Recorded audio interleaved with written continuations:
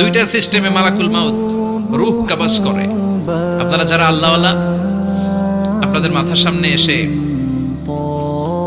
একটা যুবক সুশ্রী, যত সুন্দর হতে পারে একজন মানুষ, এরকম একজন মানুষের চেহারায় আসবে আপনাদের কাছে, এসে সুগন্ধি পারফিউম মাখা সাদা ধবধবে কাপড় পরে এসে আপনার শিওরে বসবে, এসে খুবই বিনয়ের সাথে ভদ্রতার সাথে বলবে, ইয়া আইয়াতুহান নাফসুল মুতমাইন্না, ইয়া আইয়াতুহান নাফসুল মুতমাইন্না, ইয়া আইয়াতুহান নাফসুত তাইয়্যিবা, হে পবিত্র আত্মা বেরোয় আয়।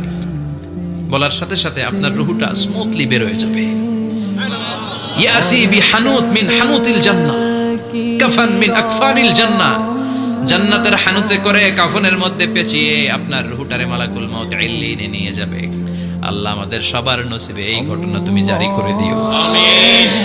আর যারা ইসলাম মানে নাই, কোরআন মানে নাই, বিশ্ব নবীরে মানে নাই, তাদের সামনে কুৎসিত আকৃতির একটা ভয়ঙ্কর চেহারা নিয়ে আসবে। বিআকবাহি মা ইয়াকুন, হাদিসে এসেছে, যত খারাপ হতে পারে একজন মানুষের চেহারা, যত দুর্গন্ধযুক্ত হতে পারে একজন মানুষের দেহ, বিদঘুটে ভয়ঙ্কর রাক্ষসে এক চেহারা নিয়ে আসবে।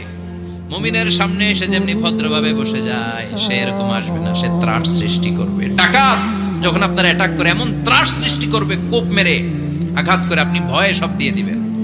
ওনারা দেখলে আপনার পিলে চমকে যাবে।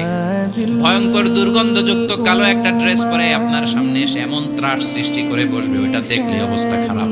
চিৎকার দিয়ে থমকাবে আর বলবে, ইয়া আইয়াতুহান নাফসুল খাবিসা, হে পাপাত্তা বেরোয় আয় ইলা গাদাবিল্লাহ, আল্লাহর ক্ষোভ, আল্লাহর রাগের দিকে তুই বের হয়ে আয়।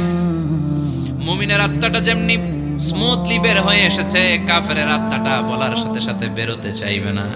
আত্মাটা একবার ডানে দৌড়, একবার বায়ে দৌড়, একবার সামনে দৌড়, আর একবার পিছনে দৌড়। এবার মালাকুল মাউত আরো হিংস্র হয়ে যাবে।